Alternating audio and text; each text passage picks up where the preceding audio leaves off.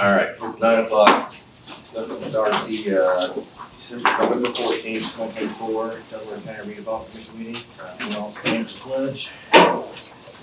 I pledge Allegiance to the flag of the United States of America and to the republic for which it stands, one nation, under God, indivisible, with liberty and justice for all. All right, Brad, you want to call roll? Yes, sir. John Adams? Here. Michelle Batters? Here. Bryce Conyers? Here. Amber Green? Here. Bob Keesling? Here. Angie Moyer? Here. All right, let's move down to table business. I'd like to make a motion to take the County Road 600 West roundabout project off the table. Okay, I got a first Second. and a second. Any discussion? All in favor say aye. Aye. Any opposed? Aye. Aye. 3-2, move it off the table. Do we need to do something else? Well, the only way you can discuss this is it has to come off the table for discussion purposes. Okay. You can't discuss it when it's on the table because it's on the table. Okay. So this now allows you to have discussion about this particular issue. Thanks, Tom. Discussion? I think Rick has some information you want to discuss. Okay, didn't know when it was my turn to talk, so, thank you. So, to address the project being tabled, from the last time that I was here back in September, we went back at American Structure Point, where the consultant that put the study together for the cost and everything. We went back and looked at some alternatives and options that would improve the intersection in a manner that would reduce cost, but still address the safety issues and concerns that are out there at that location. So we came up with two revised scenarios for the project development of more of a standard type intersection, so not a roundabout anymore, but a standard intersection. And the two options are, one is a totally locally funded project, which there would be no federal assistance or any federal dollars involved in the project at all. It would be, the total project cost would be incurred by the county or the local, or a partially locally funded project, meaning that we would use local dollars for the design of the project, and then use federal dollars, or in assistance, I guess, of federal dollars for construction and construction inspection. So as we looked at it, we believe that the local dollars for design and the federal dollar assistance for construction and construction inspection is the way to go. It's the most fiscally responsible way for the county to accomplish the project. But the difference is that if we use the federal dollars in the construction and construction inspection, we gotta follow the federal aid process, which means there's additional NDOT oversight and some additional environmental coordination that needs to occur. So to accomplish that, the county's requesting $625,022 for that preliminary design. And yes, that number is $75,000 higher than the request that was made last time. But in the long run, the county will save somewhere between $950,000 and $1.2 million, depending on the contribution that the county would make, or they call that the match, the local match for the federal dollars down the road. So this is a pretty significant savings versus the project being done completely with the local dollars. So the only downside is the project will take a little longer to get to construction. It'll probably be, 4 or 5 years to construction, as opposed to maybe 1 to 2 years or so. So the county's just requesting the $625,022 for to be used for the design of the now more standard intersection improvement project. I'll make a motion to proceed with the realignment design for professional services to start the design work. Second. Got a first and a second. I have a question. is we've got a study of Cowan and Tucson that kind of is later in the packet, that kind of outlines options for how we could, like there's a traffic study and roundabouts and alternatives, kind of gives us a cost magnitude and a future traffic. Did we do anything like that for this intersection? Yes, there was. It was procured by, it was originally requested by the town of Yorktown, the town board, and then the county funded that study to be completed. Rich, I know your firm completed that. Yeah, we did a study, looked at all the alternatives, and, we did some traffic analysis and everything, yeah, so there was that done, and, basically based on the last meeting, it was, maybe we could look at another alternative besides the roundabout, which is now a standard intersection, it's kind of shown in the package. And we do have letters of support from. Yes, I Two had, agencies. as I presented last meeting, I had received a letter of support from from Chase Group at Town of Yorktown, and also from Adam Jones from the town of Daleville, so both of which recognize the jog and the inconsistencies at the intersection, and would like that area to be improved. I believe that study you gave to us in September, right?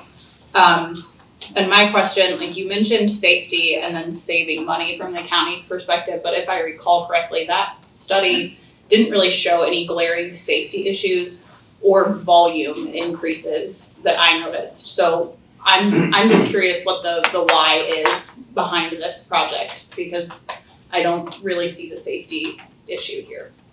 Well, from my perspective, the safety issue is also a bunch of operational issues. Those offset intersections are not necessarily safe. You can tell by the guardrail that's I guess it's on the north side of the south leg. People missing that turn. There's also a lot of trucks that have a lot of operational issues with trying to make the turns on that.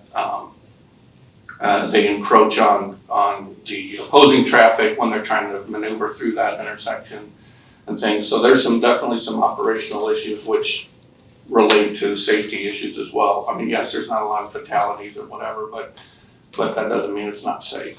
And the From traffic moving volume operational. around. I will expand on what the town of Yorktown's original request was with this road and why they wanted this road studied. It was because the town board at the time wanted an alternate or a quick way to connect Yorktown to State Road 67. So they had requested that this be looked at so that they could expedite people getting from Yorktown out to I-69. A secondary thing that came about is related to the Marsh Warehouse and East Terra Plastics. East Terra Plastics has deliveries and trucks coming and going all the time. Related to that, when a truck gets off of I-69 to go to East Terra Plastics, the first thing they do generally is pull into one of the truck rest areas to either go to the bathroom, get something to eat, or fuel up. When they then put into their GPS from that location how to get to East Terra Plastics, it takes them right down County Road 600 West and around this corner. What's happened and what has been happening, this has been reported to me by Police Chief King and others in the area, is when trucks go around that corner, the trailers have gotten hooked up and gotten off the side of the road and they've caused property damage. Police officers had to go to that area to wait on wreckers to come to help pull trucks out of the ditch. The police at the time told me that they would like to not be doing that. Also, East Terra Plastics, when that happened, has been receiving phone calls from property owners telling them, hey, this truck tore up my personal property. We asked where they go, and they're going to East Terra Plastics. East Terra Plastics says, I don't have anything to do with, I don't know when the trucks are coming.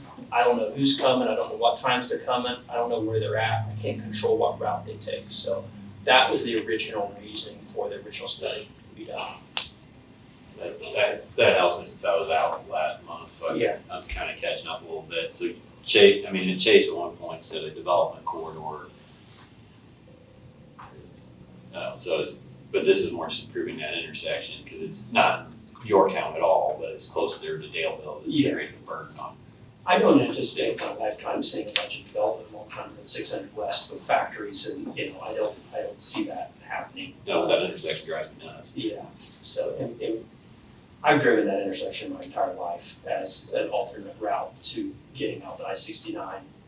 If I don't go west on State Road 332 and yes, that intersection, no, I've never had a crash there. I've never seen a crash there, but it is a little obstacle in that roadway, so. I have a question. Matt Cance, Delaware County Council. Originally, that roundabout, I think, was estimated to be about a $30 million project or something prior to the last meeting, that's not what was said. No. That's a total project. Total project. That's not just that intersection. Around Okay. about what, 3.5 million? So this is $650,000 just for the engineering work, which contains a bunch of caveats to what's not included in the engineering components, correct? Yes. So then, what's the estimated cost? Do we know what an estimated cost is of what the map or the drawing that was added into that, what that looks like? Do we have an estimated cost of the total project? Based on 28 and 29 prices, Rich provided us an estimate of 1.5 million. On top of the 650? But if, there's different options of funding to construct this. We can either go federal, total local, community crossing grant, safety. But anytime you use federal dollars, you have to have federal design to be eligible. So depending on the route we go with construction in the future, this will make us ready for anything that opens up for applications. But The design is always more expensive than. Design is always more expensive. You'll see with my other 2 projects I got. Sure. So the delta from last month to this month is the change in design standard to federal. Correct. And it's a realignment, not a roundabout. Yeah, it's real. And But the fact remains, the study didn't show any major significant traffic issues, accidents, et cetera. We're using anecdotal evidence for that spend, basically. There are some crashes out there, and there's evidence of crashes that have occurred historically, plus the way Brad explained it, I explained it more like operational issues and concerns from emergency response. Brad, I'm not sure if this is a question for you. Do we know why this engineering portion was not put out for bid? I'm gonna allow the attorneys to help me answer that question. Services generally don't require bidding process. This engineering firm is familiar with this. They've already done a lot of preliminary work. To get another engineering firm or get other engineering firms to participate in this may be difficult. Angie, you've run into this problem lots of times. They're familiar with it, and so it makes sense since it's the services, to have them work on the design. so potential match 80%. Yeah. All right, I've got a first, a second. Let's move to vote. All in favor, say aye. Aye. Any opposed? Aye. All right. Just to clarify, there were 4 in favor, 1 opposed. Correct. Okay, thank you. All right, let's move on to the regular meeting. Approval of the minutes from 10/10/24. Move to approve. Got a first, Second. got a second. All in favor, say aye. Aye. Any opposed? I was absent. Move on to resolution 2024-17, Monroe Township Trustee Cowan tree request. John, yeah. Yes, there was a discussion last time about planting some trees along the new sidewalk that have been put in, but trees have been removed. We prepared a resolution, which I think is in your packet. And one thing that the board wanted to make sure crystal clear to the trustee was that this board would not have a responsibility for maintenance of the trees, trimming the trees, anything like that. So once the trees are put in, then they become the trustee's problem and or the homeowner's problem. And this board cannot continue to maintain those. And so we added that to the resolution so that it's clearly understood that we'll pay for the trees, but we're not paying for anything else. Move approved. Got a first, Second. got a second. All in favor, say aye. Aye. Any opposed? Move on to resolution 2024-18, Delaware County Emergency Management Request. This is a resolution that was discussed last time. This is the commodity study, I believe they called it, for that John Catino requested. We drafted the resolution for approval based upon the numbers and the scope of the project as outlined by Mr. Patino and the documents that we received. Move approved. I have a first Second. and a second. All in favor, say aye. Aye. Any opposed? All right, we'll move on to bridge number 502 assistance request. Thank you. Did everyone see the information I sent to Brad in regards to fees and estimated construction costs? I did look at this federally versus locally. Locally, total project was 3.3 million versus if we go federally, we only have to come up with a local match of a little over $1 million. This is a bridge that I've been wanting to pursue for quite a while. So I would really like your support for me to pursue with a federal project. I spoke with Kylie Swackhammer. She says it'll be a good project to put in the tip. So I am asking the board for a local match request of $1,036,000. This is on Garkey, just north of 23rd, well, not just north, but north of 23rd Street over Buck Creek, if anyone is familiar with that area. But it definitely needs to be replaced. More than likely, construction will be 4 years from now. So it's not like a lump sum, I need $1 million today. We'll start with design, and then we'll go for bid for construction. Angie, I mean, I'll eventually make a motion in a second, but with the utility costs, I think we could probably get with you and see when that's scheduled to be replaced. Okay. If there's anything that can be done, that would That'd be awesome, thank you. work together on I that. appreciate So that. I'll make a motion to move forward with it. Got a first Second. and a second. All in favor, say aye. Aye. Any opposed? Abstain. All Thank right. you, everyone. Cowan and Fusion Road intersection update. Angie? I have provided everyone the report that was prepared by United Consulting. And I don't know if everyone's had a chance to review it, but just a quick summary. They provided two options. One was adding additional turn lanes versus a roundabout, multi-lane roundabout. And ultimately, based on those two options, a roundabout would be preferred. Operates at a better level of service, reduces the number of conflict points at the intersection, and has a higher crash reduction factor when compared to a signalized intersection. But just for the record, to add the additional turn lanes is $475,000 for construction versus a roundabout $3.5 million. I've also spoke with Kylie Swackhammer about putting this in our TIP to make this a federal project. So with your blessing, I'd like to pursue the roundabout option.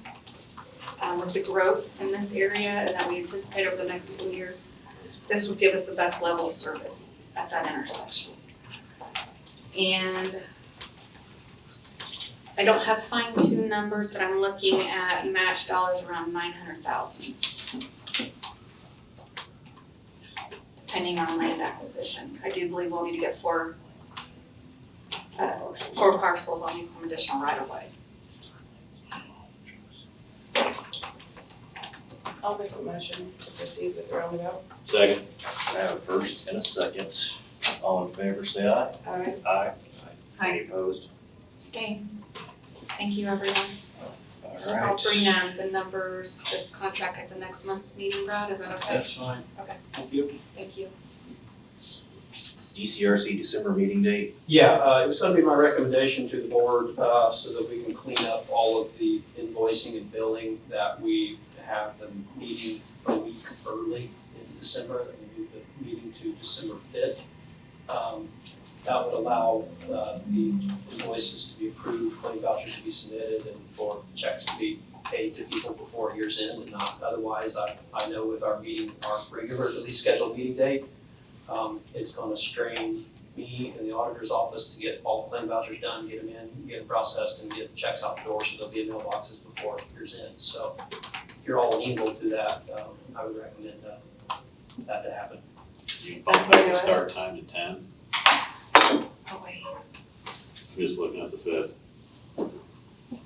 It'd be- It's your decision, but Angie's got enough weight too. Yeah,